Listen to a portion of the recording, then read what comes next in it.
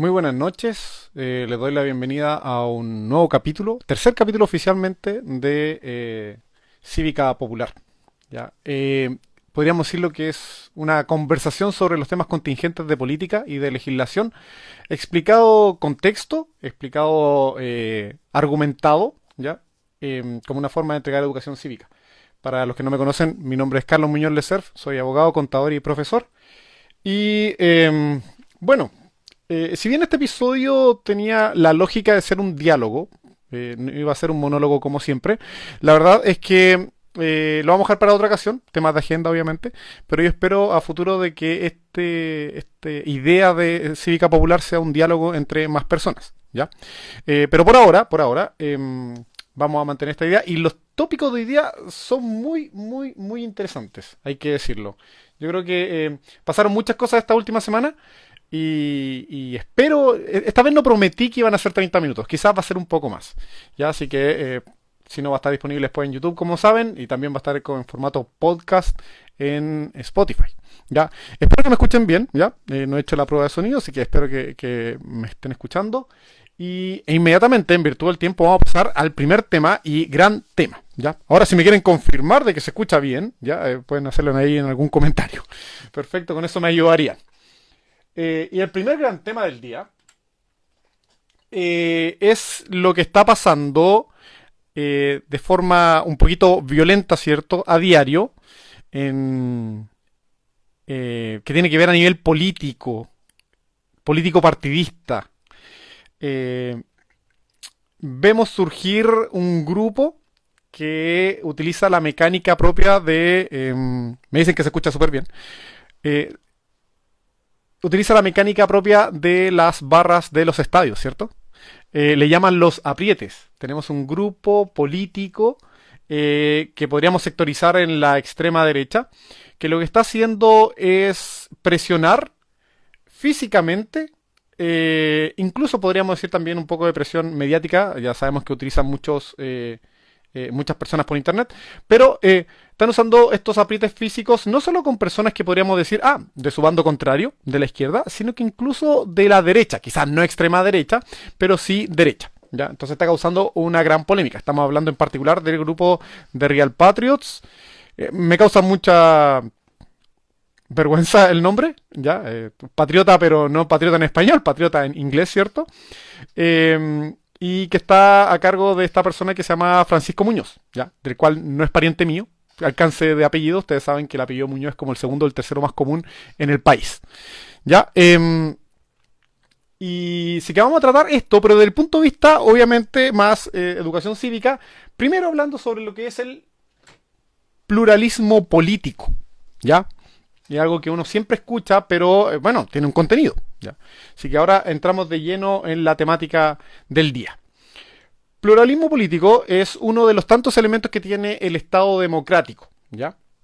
Cuando hablamos de un Estado democrático, estamos hablando de un Estado que tiene elementos como, por ejemplo, la radicación de la soberanía en la ciudadanía o en el pueblo, ¿ya? En este caso, la soberanía en Chile radica en la nación, de acuerdo a la Constitución, y es ejercida mediante el pueblo, una de las tantas combinaciones o configuraciones que en definitiva está diciendo, mire, las decisiones las toma la ciudadanía que está actualmente viva en el país, ya sea a través de sus representantes, la elección de los representantes, o de los plebiscitos y las elecciones directamente que participa, ¿ya? Otro de los elementos es que para que este pueblo o esta ciudadanía participe existan mínimos requisitos de participación, que no sea una participación elitista, ya como podría haber dicho, creo que hubo una diputada, la doctora Cordero, que decía de que su voto valía más que el de otras personas, y la verdad es que no es así, ya todas las personas tenemos un voto y valemos un voto, ya. Sin embargo, ella atendía más a un voto elitista, ya. Eso no es propio de un Estado democrático. Otro elemento, por ejemplo, son los límites y el control al ejercicio del poder. O sea, tenemos una separación de poderes, tenemos frenos y contrapesos entre los poderes. El poder legislativo controla el poder ejecutivo, entre ellos se eligen quienes van a integrar el poder judicial, ¿cierto? Y en definitiva existen distintos mecanismos, tenemos una contraloría, tenemos un tribunal constitucional incluso, ¿ya? Y todos ellos al mismo tiempo están sometidos al ordenamiento jurídico. Nadie está por sobre el ordenamiento jurídico y a eso es lo que llamamos el Estado de Derecho, ¿Ya? Y esto se va a controlar mediante los distintos mecanismos de control jurisdiccional que se llevan a cabo en tribunales. Entonces, como pueden ver, todos estos elementos empiezan a sumarse y empiezan a generar, digamos, lo que configuramos como una democracia moderna. ¿Ya? Soberanía en el pueblo, mínimo requisito de participación, separación de poderes, frenos y contrapesos, control jurisdiccional, Estado de Derecho, gobierno de la mayoría y respeto a los derechos de las minorías. Porque en una democracia, claro, participa y gana quien logra más votos de la mayoría. Pero obviamente esa mayoría no puede actuar, digamos, de forma déspota, sino que tiene que ser con respeto a las minorías. Y es así como llegamos al elemento de pluralismo político. ¿En qué consiste? ¿Ya? Pluralismo político consiste en el respeto a la existencia y el desarrollo al interior de una sociedad de diversas doctrinas e ideologías políticas, ¿ya? Las cuales todas pueden competir por acceso al poder. Entonces, pluralismo político significa este respeto por las distintas ideas o doctrinas, ideologías que pueden haber en el país y que todas ellas, claro, se organizan idealmente en partidos políticos para acceder a, por ejemplo, la presidencia, a una municipalidad, a cargos, escaños parlamentarios, ¿ya? Porque quieren aplicar a nivel político, a nivel de gobierno, sus ideas, sus doctrinas, ponerlas en práctica, ¿ya? El pluralismo político así entendido está garantizado, por ejemplo, por derechos fundamentales como el derecho a asociarse sin permiso previo, del 19 número 15, la libertad de opinión e información, ¿ya? Del número 12, o del número 13, que es reunirse pacíficamente y sin permiso previo. Claro, porque nos reunimos pacíficamente, nos asociamos y manifestamos opinión. Son derechos fundamentales que son básicos e ideales para generar esta convivencia pluralista, ¿ya? Y aquí hay que ponerse muy práctico, porque hasta ahora, claro, expliqué la parte más técnica, pero les voy a dar un ejemplo de por qué el pluralismo político no es absoluto. Porque aquí es donde se producen los abusos. Alguien dice, en virtud del pluralismo político, o en virtud de la libertad de opinión, yo opino que hay que matar a todas tales personas. Y así no se usa el tema, porque no es una situación absoluta, ¿ya? Pasa que no se pueden admitir discursos o posturas que, amparándose en la libertad de opinión y el pluralismo político, pretenden llegar al poder para luego amenazar esa misma libertad de opinión o pluralismo. Entonces, el pluralismo político no es absoluto, porque si alguien utilizando este pluralismo político pretende hacerse el poder para luego acallar al resto, estamos diciendo que eso no debería ser tolerado, ¿ya? Entonces yo les voy a dar un ejemplo bien práctico. Supongamos que en Chile existiese un partido político talibán radical, ¿ya? Y dice, bueno, en Chile hay libertad de opinión, pluralismo político, nosotros armamos el partido talibán radical, que pensamos que todas las mujeres tienen que usar, ¿cierto?, esta ropa que la tapa completa, que hay que matar a los homosexuales y prohibir toda otra forma de política o religión, qué sé yo. Y se amparan en la libertad de opinión y se amparan en el pluralismo político para hacer su partido. Bueno, no sería tolerable un partido como ese. ¿Por qué? Porque sabemos que en caso de llegar al poder, lo que van a hacer es callar a todo el resto. Y callar, lo estamos diciendo en una forma amable. Estamos hablando de encarcelar o matar. Entonces, esa idea que parece radical es totalmente contraria al pluralismo y no puede encontrar espacio en él, ¿ya? Entonces, yo le he dado aquí un ejemplo bastante obvio. Talibán radical, estamos hablando de esta gente que matan personas ahí en Medio Oriente. Pero no hay que ser tan radical para llegar a ese punto. Hoy en día, a mi parecer, y a parecer de otras personas, en Chile ya existen esta clase de grupos, no talibán radical, me refiero a grupos que se aprovechan del pluralismo político para articularse, emitir opiniones o emitir, digamos, expresiones de odio, ¿ya? Y que, en definitiva, lo que están haciendo es intentar llegar al poder para acallar al resto, ¿ya? Y eso es justamente lo que hay que evitar en un país democrático, ¿ya? Entonces, ¿cómo evitamos esto? cómo evitamos que en Chile proliferen estas agrupaciones que, aprovechándose del pluralismo, de la libertad de opinión, pretenden acallar al resto. El artículo 93 de la ley del Tribunal Constitucional señala lo siguiente, que una de las atribuciones del Tribunal Constitucional es declarar la inconstitucionalidad de las organizaciones y de los movimientos o partidos políticos, como asimismo determinar la responsabilidad de quienes hubieran tenido participación en los hechos que motivaron dicha inconstitucionalidad. Voy a repetirlo por si no se entendió. El Tribunal Constitucional puede declarar la inconstitucionalidad de organizaciones, ¿ya?, de movimientos y de partidos políticos, ¿ya? Tómese bien las palabras, ¿ya? Y señala que esto va a ser de acuerdo a lo que señala la Constitución. O sea, estábamos leyendo la ley del Tribunal Constitucional. Esto de acuerdo a lo que señala la Constitución en el artículo 19, número 15, párrafo sexto, séptimo y octavo. Ustedes saben que me gusta citar las fuentes. Entonces, vamos a ese artículo. Vamos a la Constitución, el artículo 19, número 15.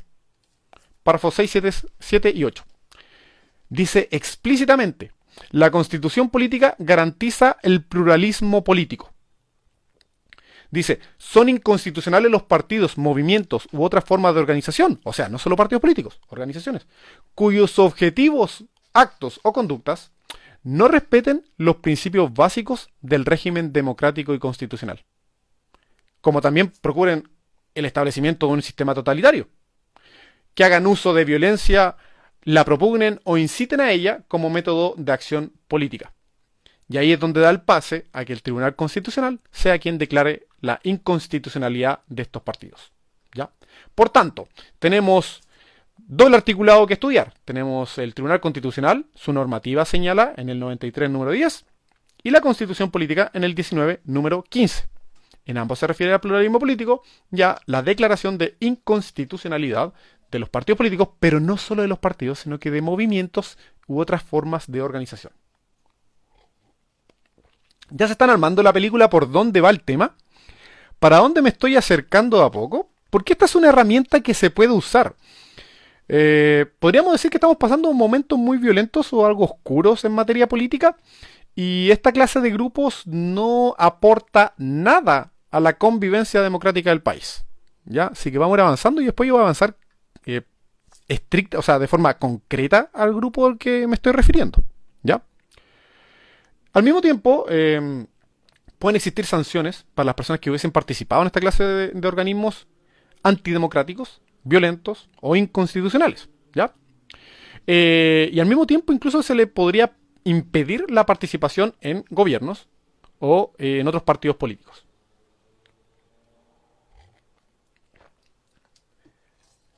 Por tanto, la sanción no solo va a ser la disolución de esta organización, movimiento, partido, sino que además podría haber sanciones específicas para las personas involucradas. Inhabilidades por 5 años para acceder a ciertos cargos, ¿ya?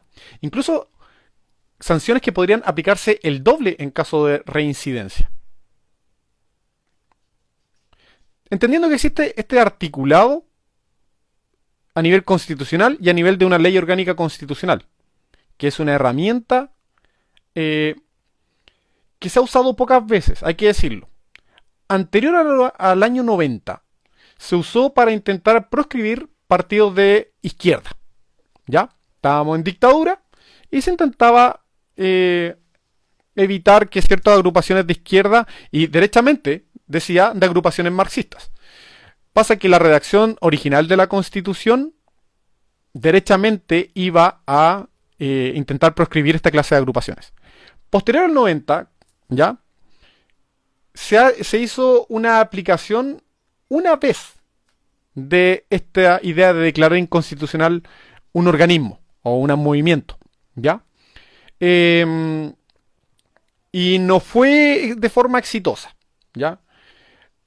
Pasó que se intentó declarar inconstitucional el grupo político Patria Nueva Sociedad, PNS, quien, por lo que acusaban, decían explícita y públicamente, mantiene las doctrinas nacional socialista y fascista, propugna estas doctrinas que incitan al odio y a la discriminación, violencia y discriminación, xenofobia como método válido de acción política y social, y la creación de un Estado totalitario que tiende a desconocer los presupuestos básicos de un régimen democrático.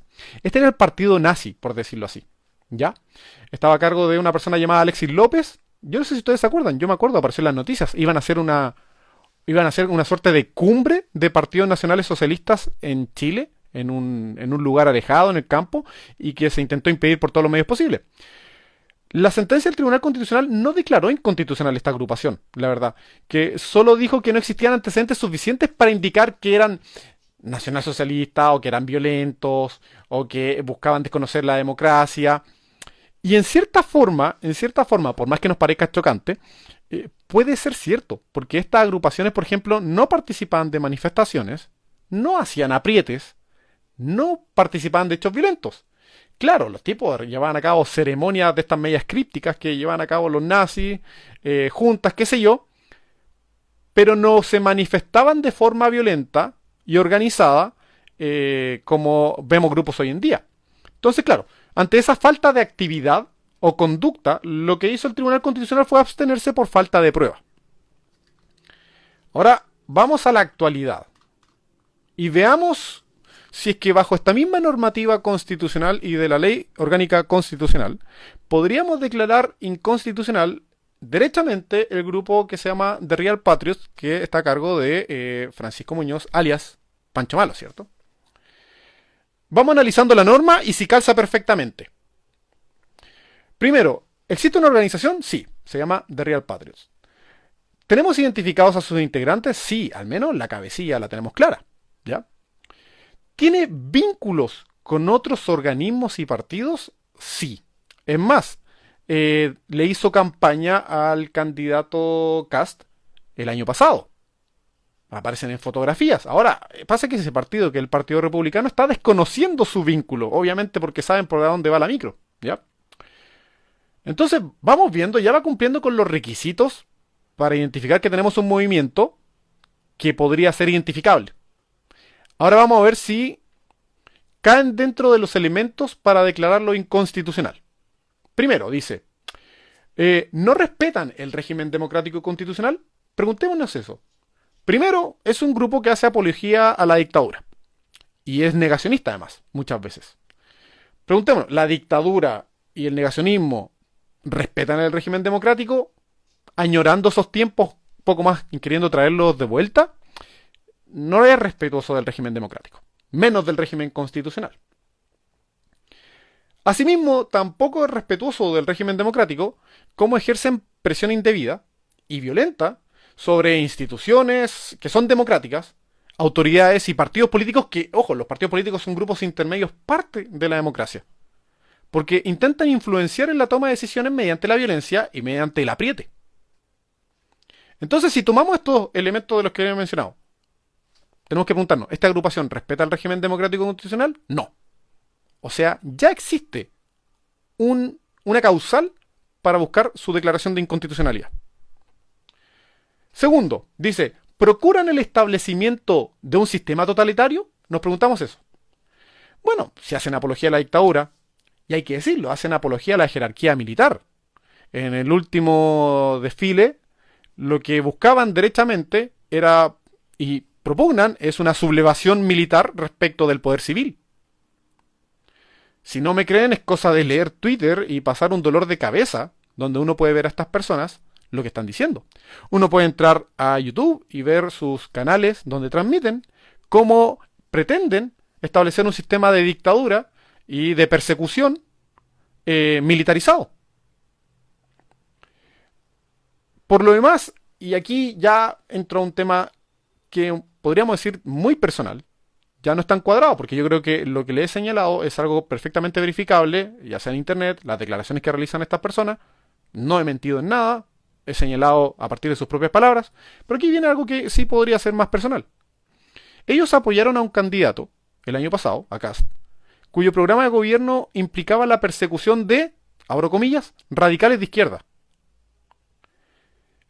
Al mismo tiempo le entregaba, de acuerdo a su programa, existencia de poderes extraordinarios, sin consecuencias ni control para el presidente de la República. Eso estaba en el programa de Kast. Yo les voy a leer parte del programa de Kast del año pasado y que fue apoyado por esta agrupación. En el punto 33 del programa de Kast decía, nos coordinaremos con otros gobiernos latinoamericanos para identificar, detener y juzgar agitadores radicalizados. Dice, coordinación internacional antirradicales de izquierda. Lo que es abiertamente antidemocrático. O sea, de partida, ¿qué es ser de izquierda? Ya podemos entrar en duda. ¿Qué es ser radical de izquierda? Algunos seremos calificados de radical de izquierda, otros de izquierda, centro izquierda. ¿Quién realiza esta calificación? ¿Por qué se les va a perseguir sin mencionar un juicio de por medio, como si no hubiesen cometido un delito? Esto estaba en el programa de Kast. También estaba en el programa de Kast que se le quería entregar al presidente de la República la facultad de restringir libertades de locomoción, reunión, interceptar o abrir y registrar documentos, toda clase de comunicaciones, arrestar a las personas en sus propias moradas o en lugares que no sean cárceles ni estén destinadas a la detención. ¿Ya? Era un estado de emergencia renovado que no debía durar más de 5 días y que debía darle estas facultades extraordinarias al presidente de la República. Eso estaba en el punto 46 del programa de Kast del año pasado. Y el número 47 indicaba que había que darle todas las herramientas necesarias para el restablecimiento del orden público al presidente de la República, Carabineros y las Fuerzas Armadas. ¿Ya? Sin mayor detalle. Esto es lo que prendía el programa de Kast del año pasado y que fue apoyado por la agrupación de Real Patriots igualmente. Entonces, se acerca bastante a lo que es un sistema totalitario. Aquí les voy a hacer una suerte de confesión con lo que pasó el año pasado. Cuando salió el programa de Kast en su primera versión, con estas facultades extraordinarias, con la idea de perseguir a las personas de izquierda, en su momento, como distintos profesionales, evaluamos solicitar la inconstitucionalidad de la agrupación o del partido político republicano. No fue sino hasta que cambiaron su programa y lo actualizaron borrando esto, que se dieron cuenta de lo que estaban haciendo y echaron pie atrás.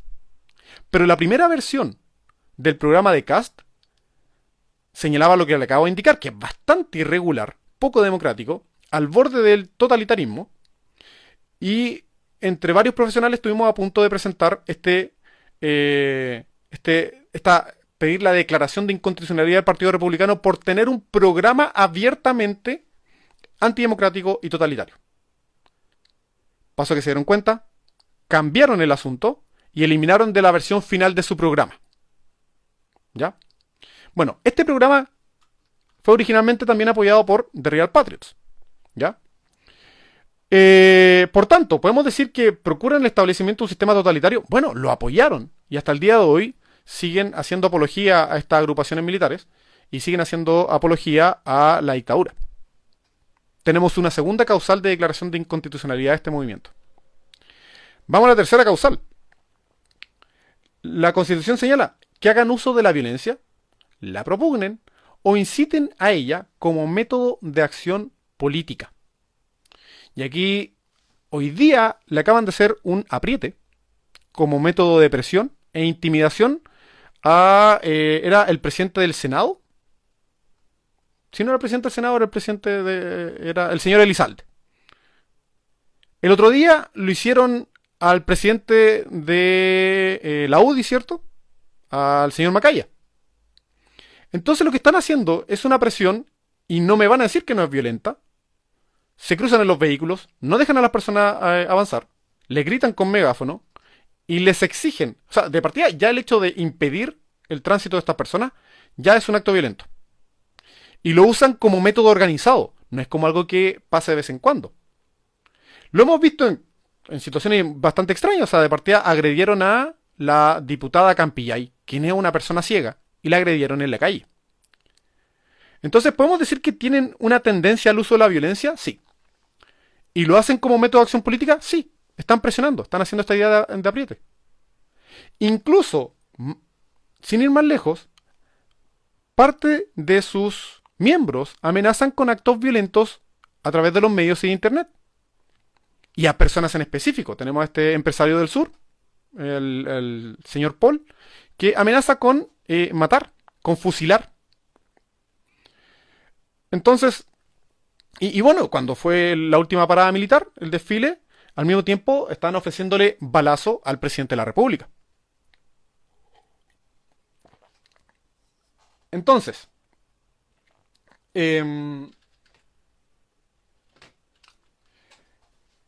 tenemos que analizar, ¿se cumplen con los tres requisitos para declaración de inconstitucionalidad del movimiento de Real Patriots? Sí. ¿No respetan el régimen democrático y constitucional? ¿Procuran el establecimiento de un sistema totalitario? ¿Hacen uso de la violencia? ¿Propugnan o incitan a ella como método de acción política? Cumplen con cada una de las causales. Y ojo, que las cumplen más que lo que fue en su momento este partido que era nacional socialista. Cumplen más que los requisitos que el Patria Nueva Sociedad, que era un grupo político. Porque si bien esta agrupación se reunía para temas nazis o fascistas, nunca llegaron a la actuación o a la conducta organizada para una de estas tres causales. En el caso de Real Patriots sí lo hace. Y es identificable. Sus miembros son identificables. A mi parecer, y aquí viene la parte interesante, la petición de declaración de inconstitucionalidad de un partido político, de una agrupación o un movimiento, es una acción pública.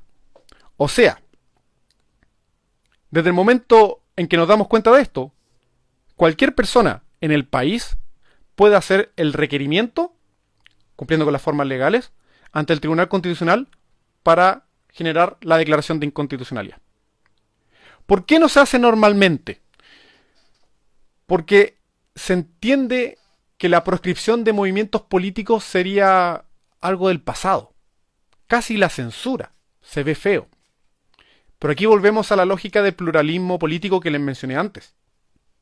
El pluralismo político admite toda la clase de discursos, ideologías, que no busquen limitar el mismo pluralismo jurídico.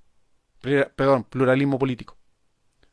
Así como un partido talibán ficticio, al llegar al poder, eliminaría el resto de pensamientos, tenemos que pensar que si algún día estas personas de tendencia extrema derecha llegan a cargos de poder, van a intentar eliminar los otros pensamientos. Por tanto, no está admitido en el pluralismo político que está garantizado en la Constitución.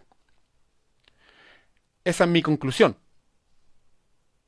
Así que por más que no queramos meternos en temas de proscripción de partidos políticos, aquí estamos hablando de un peligro real, que lo estamos viendo en otros países. Pensemos que a estas personas les gusta mucho el presidente Bukele. Y el presidente Bukele claramente no es muy amigo de la democracia y tampoco es muy amigo del pluralismo político. ¿Ya? Así que mi conclusión es esa. Y la verdad es que veremos si alguien se aventura, incluyéndome, a hacer esta petición de declaración de inconstitucionalidad. Imagínense que este grupo cumple más requisitos de los que alguna vez cumplió el partido nazi chileno o la agrupación nazi chileno. ¿Ya? Así que es bastante interesante. Espero haberlo puesto en mesa. Espero que alguien con capacidad de echar adelante una moción como esta pueda ver este argumento, porque el análisis es completo. Ahí están las causales y se puede presentar un escrito. Bien. Ese era el primer tema del día. Bastante polémico, ¿cierto? Vamos al segundo tema del día. Polémica generada igualmente por una agrupación de extrema derecha. Quizás no tanto extrema derecha, yo creo que más conservadoras, ¿ya? Para no cargarnos tanto hoy en día con ese lado. Este es un proyecto de ley. El proyecto de ley lo que busca es eliminar lo que aparece en el artículo 375 del Código Penal. ¿Qué dice el artículo 375 del Código Penal? Dice, el que, conociendo las relaciones que lo ligan, o sea, que lo vinculan, cometiere incesto con un ascendiente, descendiente por consanguinidad o con un hermano consanguíneo, será castigado con reclusión menor en sus grados mínimo a medio. Esto es lo que corresponde a incesto, ¿ya? Las relaciones sexuales entre familiares. Vamos haciendo varios alcances. Primero, es un proyecto de ley, por tanto, todavía no está aprobado ni nada, se está discutiendo. Segundo, no se trata del delito de estupro, ni el delito de abuso sexual, ni violación, los cuales están ubicados todo a partir del artículo 366. ¿Ya? Por tanto, es una noticia falsa la que afirma que se despenalizaría las conductas sexuales con menores de edad. Ese es otro tema. Es harina de otro costal. Las relaciones sexuales entre una persona mayor de edad y una persona menor de edad, estupro, abuso sexual, violación, están penadas. Existen hoy en día y están más o menos en el artículo 366. Hay varios artículos 366 para quienes quieren echar ojo al Código Penal. Cuando estamos hablando del incesto del 375, primero, estamos hablando siempre de personas mayores de edad. Nunca de menores de edad. Por alguna razón, hoy en día, o ayer también en Twitter, estaba lleno de mensajes diciendo que se estaría legalizando las relaciones sexuales con menores de edad, con los hijos, con los niños, qué sé yo. Y yo no sé cómo estudia estas personas, pero claramente no es así. Todo eso se mantiene. Todo país decente tiene tipificado como delito estas conductas con los menores de edad. ¿De qué está hablando la despenalización del incesto? Es que entre personas mayores de edad no se sancionen ese tipo de conductas. Yo no diría, pero ¿cómo no se va a sancionar el incesto? Es que tienen que pensarlo bien. En ese delito no hay víctima. Porque se tratan de personas mayores de edad con consentimiento. No hay una víctima. No, ninguna de las personas involucradas va a decir han abusado o han violado. Porque si hubiesen abusado o violado sería ese delito. Porque ahí no habría consentimiento. En este caso estamos hablando de personas adultas y con consentimiento. ¿Existe víctima en una conducta como esa? La respuesta es no. El tema claramente es netamente moral. Y así como a mí también me puede parecer completamente inmoral, y probablemente al 99,9% de las personas que están escuchando esto les parece inmoral, porque nos parece bastante obvio, en aquel 0,01% que quizás no le parezca inmoral, no podemos penalizar, no podemos sancionar cuando existe consentimiento entre personas mayores. Porque no hay víctima. Entonces el incesto de partida, a mi parecer, que probablemente es un delito que no ha tenido aplicación en el último tiempo. Porque para que exista, tiene que haber una parte que denuncie. Y si tenemos a dos personas mayores, sea cual sea el vínculo de familiaridad que tengan, que están en consentimiento entre ambos, llevando a cabo sus relaciones sexuales, no tiene sentido el haber denunciado. No tiene sentido que exista el delito. Es un tema moral que, insisto, a muchos, incluyéndome, nos puede parecer completamente sin sentido, pero una vez más, no tiene víctima. Cuando hablamos de menores de edad, estamos hablando de los delitos del 366. Ahí estamos hablando del abuso, violación, estupro, de lo que conocemos coloquialmente como pedofilia. Todo eso siguen siendo delitos, siguen estando tipificados como en cualquier país medianamente decente. En particular, la discusión con el 375 tiene que ver con personas mayores de edad, con consentimiento. Y desde ese punto de vista, su penalización, su tipificación no tiene ningún sentido, puesto que no existe víctima en este delito. Así que ahí está el análisis del 375. Ahora, lo que no es proyecto, lo que ya está aprobado, es la despenalización de las relaciones homosexuales entre menores de edad. Y aquí, por favor, pongan atención a las palabras.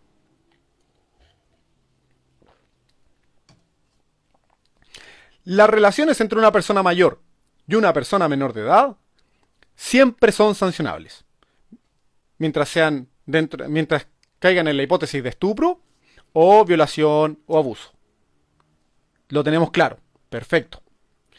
Lo que se deroga cuando se deroga el 365 del Código Penal, se deroga que existía un consentimiento distinto para llevar a cabo relaciones homosexuales de las personas que eran heterosexuales. O sea, dos personas menores de edad pueden realizar relaciones heterosexuales, relaciones sexuales heterosexuales, sí. Pero antiguamente, dos personas menores de edad no podían, y estaba sancionado, llevar a cabo relaciones homosexuales. Y hay que ser ciego para no comprender que la juventud manifiesta su sexualidad a temprana edad. Y mientras lo realicen con personas cercanas a su edad, en principio es parte de su desarrollo. Entonces, estábamos discriminando entre las personas menores de edad que eran homosexuales respecto a aquellas que eran heterosexuales. Vamos por elemento. La despenalización de las relaciones homosexuales entre menores de edad es solo aplicable entre menores de edad. Cuando existe una persona mayor de edad, estamos hablando de un delito propio del 366. De ahí en adelante. El tipificarlo era discriminatorio. O sea, entre heterosexuales se podían, llevar a cabo relaciones sexuales menores de edad, pero no entre homosexuales. E insisto, el desarrollo sexual de las personas parte normalmente en la juventud. Y mientras entre ellos, en principio no hay problema. Ahí hablará algún psicólogo y me dará las explicaciones más técnicas. Cuando se despenaliza el 365, una vez más, no se derogan las conductas delictuales entre mayores y menores de edad. Una vez más. Esto ya no es un proyecto, esto ya fue aprobado. ¿Ya?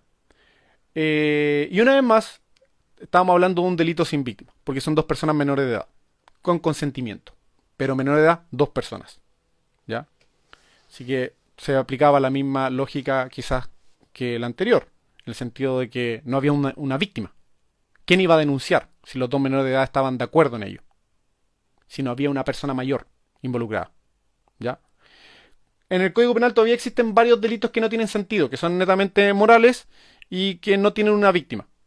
Tenemos que pensar que el Código Penal sanciona conductas de gravedad, que consideramos que son atentatorias a los derechos de una persona, a la integridad de una persona o a otros bienes jurídicos. ¿Ya? No se pueden mantener tipificar conductas por el solo hecho de que moralmente nos puedan parecer o a alguna persona no le pueda gustar. ¿Ya? Si existe consentimiento entre las personas involucradas y no haya una afectación a un bien jurídico no disponible, ¿ya? Como puede ser la vida, no debería estar tipificado. ¿Ya? Así que ahí va la explicación respecto a la despenalización de las relaciones homosexuales entre menores de edad, por favor. No hablemos de otras cosas. ¿Ya? Bien. Último tema del día. El oficialismo. Los partidos que son parte o que conforman la coalición que es gobierno actualmente, presentaron una propuesta de proceso para cambiar la Constitución. ¿Ya? ¿Qué partido? Está el PPD, Revolución Democrática, el Partido Radical, la ADC, Partido Liberal, Socialista, Comunista y Convergencia Social, entre otros. Están los humanistas, creo, también por ahí, que sí. ¿Ya? Todos ellos se reunieron y presentaron un acuerdo. Para empezar a avanzar un poco, ustedes saben que estaba un poco trabado este tema. La derecha todavía no se pone de acuerdo sobre si va a participar o no va a participar de los procedimientos constitucionales. Están hablando de bordes, como si fuese una pizza, no sé. Están hablando mucho de bordes. Yo no encuentro un sentido a esa palabra porque en contexto es muy amplio. ¿Ya? No tiene ningún sentido hablar de bordes. Sin embargo, es la palabra de la semana o de las 2 semanas. Vamos viendo cuáles son los puntos de acuerdo que propone esta agrupación de oficialismo. Dice, número 1, la convención tiene que ser un órgano 100% electo. Y su votación debe ser realizada conforme a quórum supramayoritario. O sea, igual que la convención que pasó recién, sí, igual. Vamos avanzando y vamos encontrando similitudes o diferencias. Segundo, está pidiendo un órgano paritario, con participación de los pueblos indígenas y también de los independientes. ¿Igual que la última convención? Sí, igual que la última convención. Tercero, ya que hay diferencia, exige el respeto a ciertos principios institucionales básicos. Primero, dice que se debe respetar la idea de un Estado unitario, que la idea de una república y de un régimen democrático. Ya, el Estado unitario sí estaba en la convención como conclusión, la república y el régimen democrático también. No estaba planteado como un borde, sino que estaba planteado dentro del proyecto constitucional que se rechazó. Hasta ahí vamos similar. Después dice que se respete la existencia, autonomía e independencia plena del Poder Judicial, Legislativo y Ejecutivo. Eso actualmente existe. Y a mi parecer, opinión personal,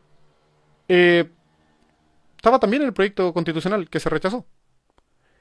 Pasa que se discutía que el nombramiento de la forma de este poder, que la configuración de este poder, qué sé yo, cambiaba en sus procesos de selección, qué sé yo, pero ninguno de ellos, a mi parecer, afectaba la autonomía o independencia de estos poderes del Estado. Cambiaban los procesos, cambiaban las características, los requisitos, pero la autonomía y la independencia estaba bastante clara. Y así como los frenos y contrapesos entre estos poderes del Estado, así también lo estaba. Entonces, igual llama ahí un poquito la atención. Otro principio institucional que buscan mantener dice, asimismo que se respeten las sentencias judiciales firmes y ejecutoriadas y los tratados internacionales ratificados por Chile y que se encuentren vigentes. No vi nada en el proyecto constitucional rechazado que atentara contra sentencias judiciales firmes o contra tratados internacionales. Al menos yo no lo vi. No sé si alguien ahí, por opinión, me dirá que en algún momento se ponía en peligro eso. Seguimos acercándonos al proyecto rechazado. Después dice, la nueva constitución debe respetar todos los derechos humanos contenidos en los tratados internacionales. La libertad de religión, derecho a vivir en un medio ambiente libre de contaminación, derecho a propiedad, derecho a igualdad. Todos derechos o garantías constitucionales que están incluidos en el proyecto que se rechazó. Aquí viene algo distinto. ¿En qué sentido? Distinto en que es lo único distinto en realidad es que lo están imponiendo como borde. Pero están imponiendo algo que incluso estaba siendo incluido en el proyecto anterior. Dice, la nueva constitución respetará y conservará el himno nacional y nuestros emblemas patrios. El proyecto constitucional rechazado respetaba el himno nacional y los emblemas patrios. O sea, podemos decir que ya sea que lo planteen como proceso o como borde, lo que hemos estado leyendo hasta ahora estaba incluido en el proyecto rechazado. Número 4 dice, un proceso constitucional participativo, donde deben existir deberes de información permanente y participación de los gobiernos regionales y municipalidades. Aquí podemos encontrar alguna diferencia. Insisto, estamos leyendo la propuesta constitucional del oficialismo, de los partidos de gobierno. ¿En qué sentido una diferencia? Habían deberes de información, pero bien sabemos que había una guerra informativa. Da lo mismo que existiese información oficial al respecto, si teníamos al mismo tiempo desinformación no oficial circulando y que obviamente tenía, hay que decirlo, fondos o capital incalculable. No, si era calculable, eran como 3.000 y tantos millones. 3.000 y tantos millones para trabajar muchas veces la desinformación. Pero aquí está diciendo, ojo, tiene que haber información oficial de forma permanente. O sea, a mí me parece que el proyecto constitucional anterior tenía transmisión, no 24 horas, pero de todas las sesiones que habían. Por internet y por algunos canales de televisión. Yo no sé cómo se podría lograr más información que la que se logró en el proceso anterior. Lo veo difícil. Y ni aún así el proceso anterior logró sopesar los problemas de la desinformación no oficial. Ahora, ¿qué es lo distinto? Es la participación de los gobiernos regionales y municipalidades que se puso en duda en el proceso anterior. ¿Se acuerdan? Las municipalidades no podían participar, los gobiernos regionales tampoco. Solo en su tiempo libre ahí, los alcaldes, qué sé yo. Ya, aquí lo hace partícipe. ¿Partícipe en qué? En la información. Pero hay un tema igual, porque ¿qué pasa si esa alcaldía, por ejemplo, es de oposición y no le gusta lo que está haciendo? ¿Se va a dedicar a informar en contra? ¿Ok? ¿O a desinformar? Una vez más, entramos en la misma dinámica que pasó recién. Completamente distinto es el número 5.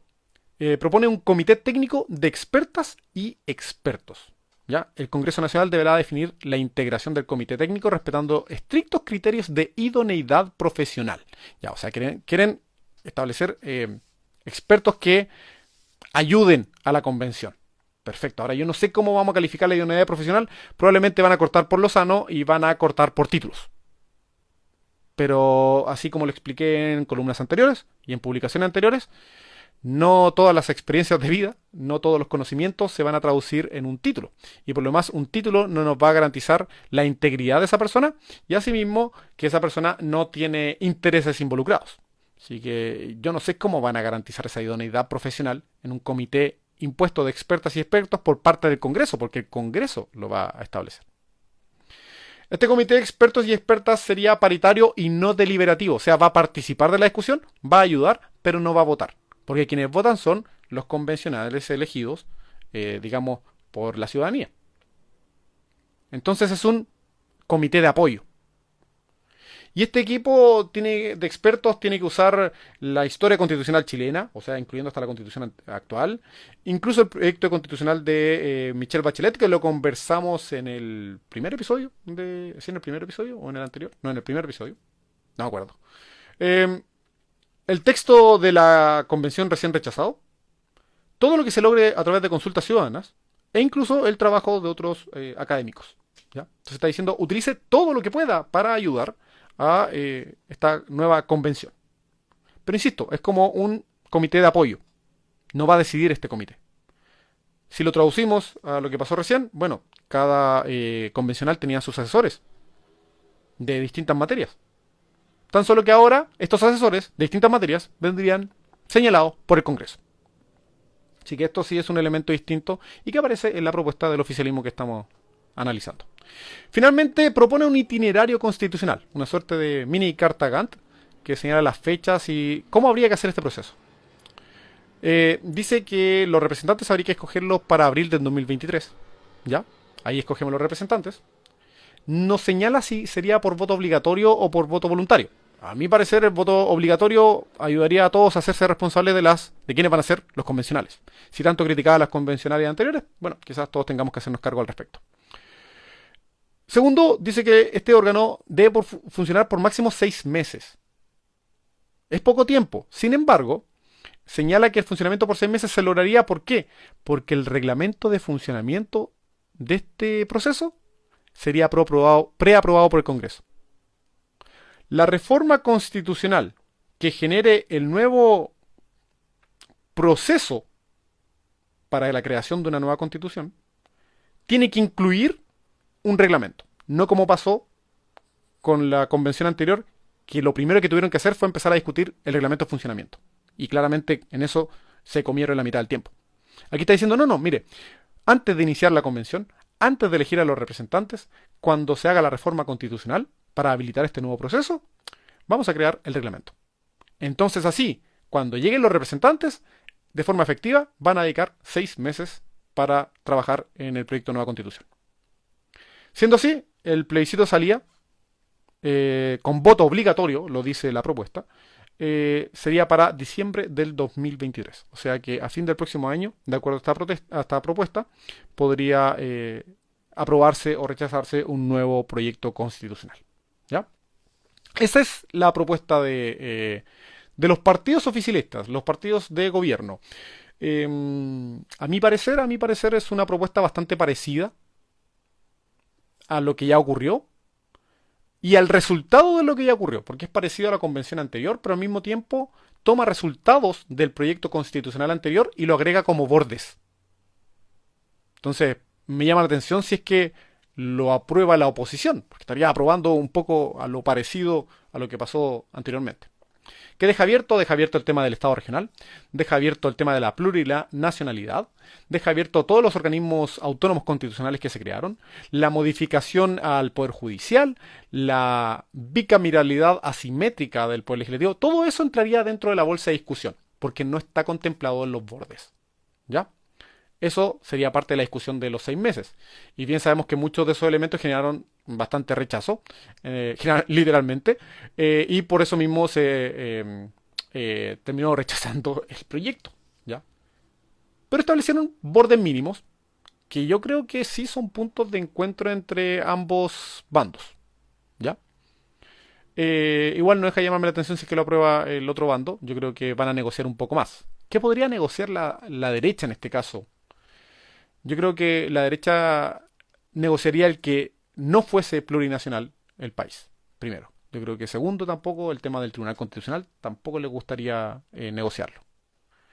Tercero, quizás dejar claro el tema del derecho a propiedad. Le gusta jugar ese gallito con el tema de los fondos de pensiones, que lo considero, ya lo he hablado en otras ocasiones, poco productivo, ¿ya? Yo creo que por ahí podrían ir los gallitos. ¿Ya? Y quizás temas más mediáticos, tan solo lo único que están haciendo ambos bandos en cierta forma es intentar figurar en este nuevo proceso. Es parte de la política, en todos los países pasa, así que tampoco podemos mirarlo tan mal. Comentarios al cierre. Eh, Tenemos varios temas esta semana. Yo creo que pasaron otros para la próxima semana ya. Sin embargo, hablamos sobre pluralismo político, hablamos sobre mi postura y propuesta de declaración de inconstitucionalidad del partido de extrema derecha o la agrupación de extrema derecha de Real Patriots, ¿ya? Y la expliqué bastante bien. Hablamos sobre la polémica sin fundamento de la despenalización del incesto como proyecto, de la efectiva despenalización entre las relaciones homosexuales entre menores de edad, ya que ya ocurrió, ya fue aprobado. Igualmente analizamos la propuesta de los partidos oficialistas para una nueva constitución. Les agradezco a quienes estuvieron en vivo, ¿ya? También les agradezco a quienes lo van a escuchar después en el podcast de Spotify, que espero que esté disponible ya para mañana. Asimismo, le agradezco a las personas que miren esta nueva transmisión a través del canal de YouTube. Me fue muy bien con la transmisión anterior, ¿ya? Para efectos de alguien divulgador científico indie, como yo le llamo, o de garage, está súper bien la cantidad de vistas y estoy feliz con eso. Espero cambiar la dinámica, espero que deje de ser un monólogo, espero que pase a ser un diálogo, tener a otra persona con la cual conversar, porque así se aterrizan más los contenidos, así se explican mejor, se entienden mejor, ¿ya? Así que por ahora, monólogo, he terminado. Muchísimas gracias a las personas que lo escucharon y nos vemos la próxima semana, si es que nada pasa, si es que el país no se destruye, si es que el mundo no se destruye, el próximo jueves a la misma hora. Nos vemos. Que estén muy, muy bien. Saludos ahí a todos los presentes y a los que están realizando comentarios sobre los bordes de la derecha. Algo interesante para discutir. Hasta luego.